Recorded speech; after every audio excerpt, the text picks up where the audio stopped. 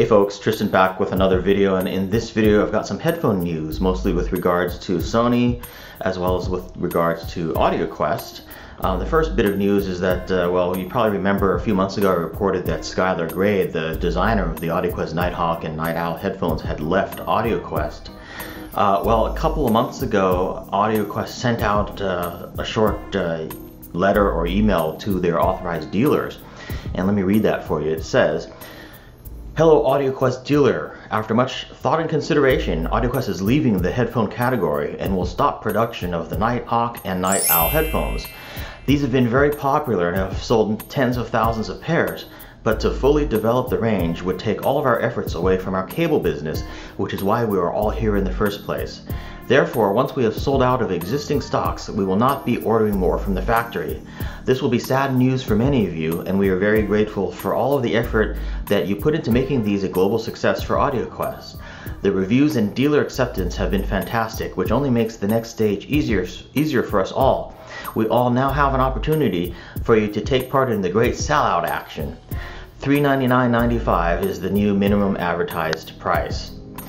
So what this means for us is that once all of the available stock of the Night Owl Carbon and the Nighthawk Carbon headphones are gone, they're gone for good. They're not going to be, restocked. So if you've been on the fence about getting a pair of these headphones, now is your chance. I'll put links in the description field for where you can pick these up. They're available currently on Amazon and even Amazon Prime from certain authorized dealers. But yeah, once they're gone, and I think that because of the fact that these headphones do have a bit of a following, the price may go up once they're gone. Like once they're no longer being produced, they may, the price and value of them may actually go up. So I myself have a pair of the original Nighthawks, the wood ones, and then I also have a pair of the Night Owls as well. And they're not going anywhere. They're actually two of my favorite headphones. But yeah, in some ways that's kind of sad news. I don't know if they've not been selling well or something else happened there, but Audioquest has just decided not to be in the headphone business anymore, which is kind of interesting. Now let's move on to some news with regards to Sony. The lead designer of the Sony Z1R, which is my favorite headphone to date, Nakoda Tsunda, I don't know exactly how to pronounce the name, so forgive me there, but he has left Sony. He made an announcement less than a month ago saying that he has decided to leave Sony and take some time off, maybe like 2 years off, kind of like maybe like a semi-retirement type of thing. And then after about 2 years, he wants to maybe come back with his own business, like a consulting business, or maybe be like a headphone designer for other companies or something like that. It just remains unclear, but he has left Sony. That means that the next version of the Z1R, whenever that comes out, and it may not be for a while because Sony tends to have a pretty long tail, long product release on that, and they have not made any announcement on that. The Sony Z1R is still in production and not discontinued, still a current model. But I'm just saying the next version of the Z1R may not be as good. So if you've been on the fence about getting a Sony Z1R, you might want to pick one of those up as well at this time. Because again, if they come out with a replacement to the Z1R, it may not sound as good or be as nice. Because again, the main designer of the Z1R has left. Now, Sony Signature does have other headphone designers who are very very good and very competent in that department. But I'm just saying the main designer has left Sony. So anyway, that's something you might want to consider. The other thing is Sony has released or has announced a couple of new products in their Sony Signature line. They have announced a Z1R in-ear setup. So though if you're into in-ears, you might want to check those out. I'll post a link to Sony's website for more information on those.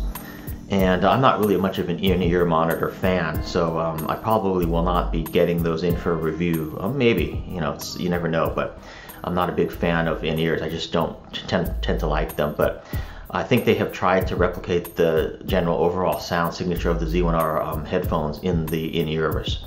So check out their description on their website for that. They've also announced a new sort of transportable digital music player. It costs $8,000 US. It's the DMP Z1 digital music player. And it's sort of like their gold-plated Walkman, portable, but it's in a bigger case. It's more for desktop use. And it's got a gold-plated volume control.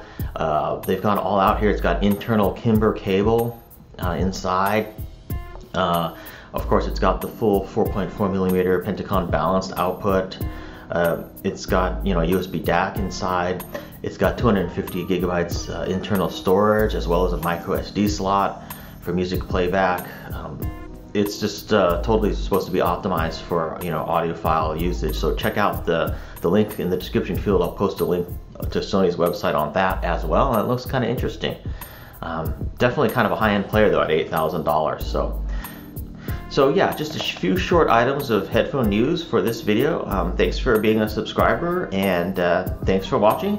For community and discussion, see the comments field, and for information and pricing and availability on the products mentioned in this video, see the description field.